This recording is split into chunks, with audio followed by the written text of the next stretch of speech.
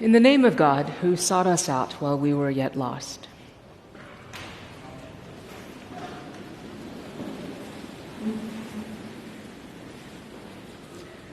You will remember from last week the high price of discipleship. We have no indication that Jesus has changed his teaching from that last section. This is actually the next reading.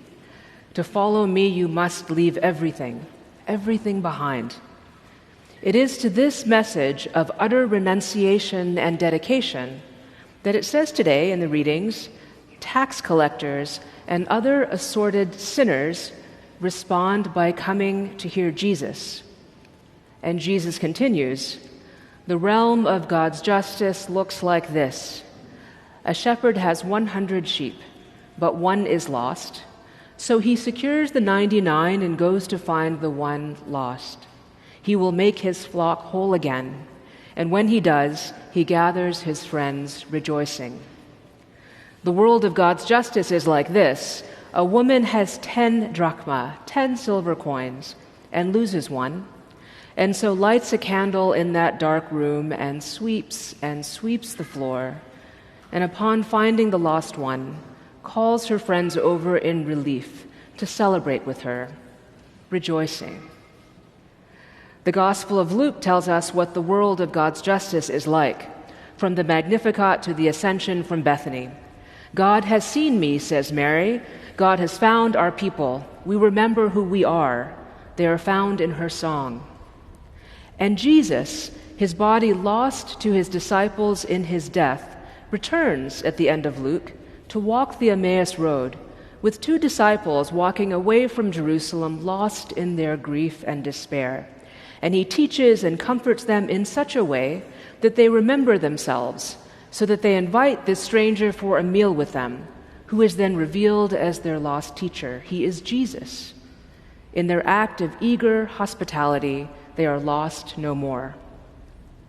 A precious thing is lost, the text says today, and would not God, the good shepherd of Israel, God, the woman with her few precious things, so resonant with God, the Father of the prodigal, would not God, our God, go out to seek what is lost? Now we know how a sheep might wander away or get left behind as a flock moves forward, maybe not even noticed until the count at the end.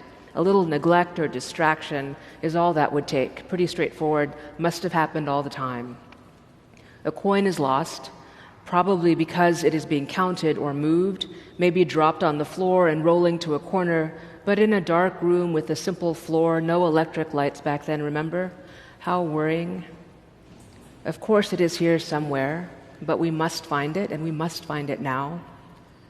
We are reading these lessons today among the found. Make no mistake about it. You and I are among the found, however you're feeling this morning. Whether or not you have given up all of your self-deceptions and aspirations and identity and stuff to follow Jesus, we are at the very least engaged in the struggle of trying to be faithful, of discerning, which is not the same as being entertained or self-improvement or recreation, which the church and wellness and all of that have a lot of. The journey of faith is not a slight addition to the many other excellent qualities you have already.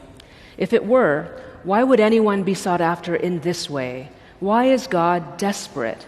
And why is it about wholeness and security and salvation? Because it is for a people. Because it is for creation. It is the restoration of creation to living on this earth right. The kind of right that deserves rejoicing with neighbors. The kind of right that knows that the values of the world around us, all of us, in that time and now, that prop us up and tell us we are great or have value, are cruel and potentially sinful illusions. Our self-worth is boosted up, but we know, only to be deflated again, because that's how it works. As the highs get higher, the lows get lower. Our faith offers us something completely and utterly different. You are compared to no one. You are not the best or the worst or someone who should work harder. We are neighbors of one another and friends of God, hearts broken by what breaks the heart of God, rejoicing when one is found. I was part of a church once where we found a stained glass window. in perfect condition from the 1800s. In my mind, it was 1836, but I could be wrong about that. But it was from the 1800s. It said it in the window. So it was not in the church, because that would have been weird to find a window in the church that you couldn't see. But it was in the parish hall building. We talked about our parish hall, our Trinity Commons, earlier today. And like our Trinity Commons, but much smaller than our Trinity Commons, it was a building that had many rooms. So this window, when we found it, was pristine. It had been covered very well on the outside. I didn't even know it was there. And I can't remember exactly how, but in some way it protected both on the outside and on the inside. So that in the course of renovating one room, which was essentially just a paint job, we painted the whole thing. So what had been a black box was to become an airy dance studio and multi-purpose space. This wooden door was noticed up high on the wall and opened, as you would, to reveal an exquisite stained glass window, full size, like one of these big windows. Perfect. The archivist went to our little archive closet and found some information about it. It had been commissioned for the Sunday school. As you can imagine what it would be, it was Jesus surrounded by children. And if I'm remembering this correctly, he had a lamb around his shoulders, as he often does, right? We all know the image. Very handsome Jesus, little sheep legs hanging right here. Perfect for a Sunday school room, and really quite grand in that little space. It was my first and probably last found stained glass window. When I saw it, I remembered a woman who had come to visit years ago, to come to visit that church from Colorado. She's a happy, accomplished Episcopalian, active in her local church in Colorado, who said that whenever she comes to New York City, which is not very often, she comes to visit this little church and make a donation. And she sat there and wrote a check because her grandmother became an Episcopalian here. Her grandmother, as a young child, had emigrated from Germany with her parents to the Lower East Side, back when you could do that with no papers. There were lots of Roman Catholic and Lutheran immigrants from Germany at that time in that neighborhood. They would be called refugees today.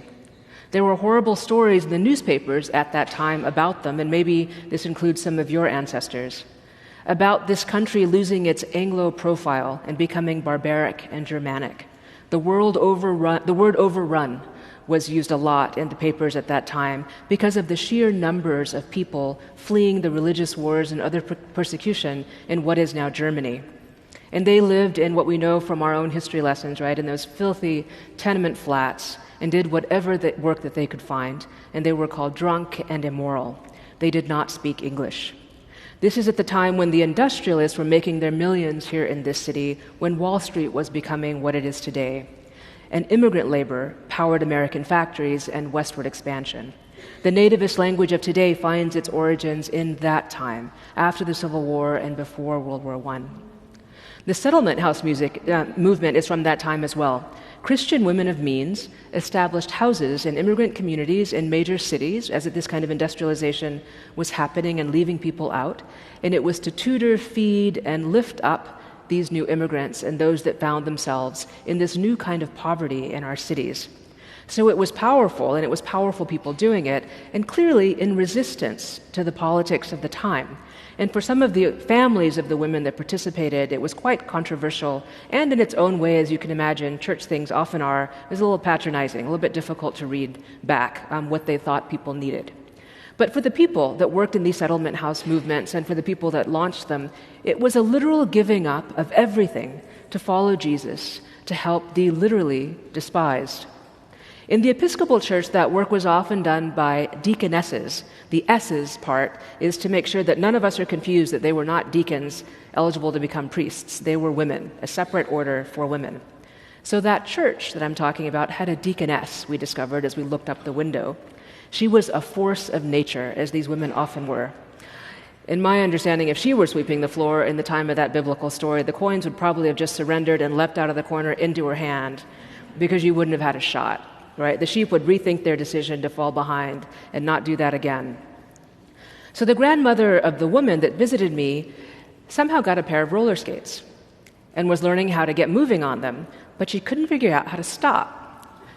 So she carried them over to the church, put them on at a distance from the church, and just hurled herself at the church's fence, which then she grabbed so she could stop, and then did it again, and did this over and over again, because she liked to roller skate and could not figure out how to stop, and there was no one to help, apparently. So the deaconess saw her and asked her about herself. So she answered in what would have been either heavily accented English or in German, and she was then invited by this deaconess, or instructed and commanded, to attend a weekly spaghetti supper in the Sunday school room with her family. And she went to Sunday school, where she learned English, was properly anglicized in other invisible ways, and where she eventually became an Episcopalian. She joined the church.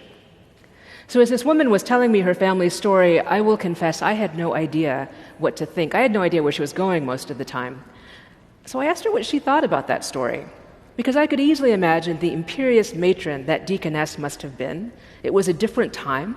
But was something lost that hurts today? Was something lost about her culture or their well-being or their history? And she replied that her grandmother had only fond stories, lovely, loving stories of this church. It must have been that window of Jesus that looked down on that child and that room full of children.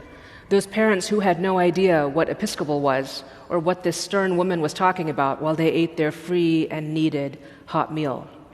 She had literally given up all to serve the literally unwashed and unwanted. This woman sitting in front of me generations later, proof that lives were saved, possibilities established for a refugee people. Today we are watching another refugee wave move across this earth, and it is happening everywhere. It is all over the planet. As some of us are horrified or confused or saddened by what we see happening in our country as we close our doors, it might help to sweep up a little or walk back over where we have been together. We have clearly lost something as a people, something very precious. That helping hand that made spaghetti for the Germans, spaghetti because, of course, Italians had come before. And interesting to note, the deaconess also thought that those families should be among us in our pews, our neighbors. She brought them into the congregation. After all, Jesus looked down on that room, surrounded by children with the lost one on his shoulders. Who might we be if we thought the lost one was essential to our wholeness, precious and worth a struggle to find? What if we could imagine giving up everything? Most of it hurts us anyway, doesn't it? To follow this one and search as well. Can you imagine living in a place where we might look with delight upon a person who comes to us in need, gathers others to rejoice with us, and makes the path to making a home among us all plain?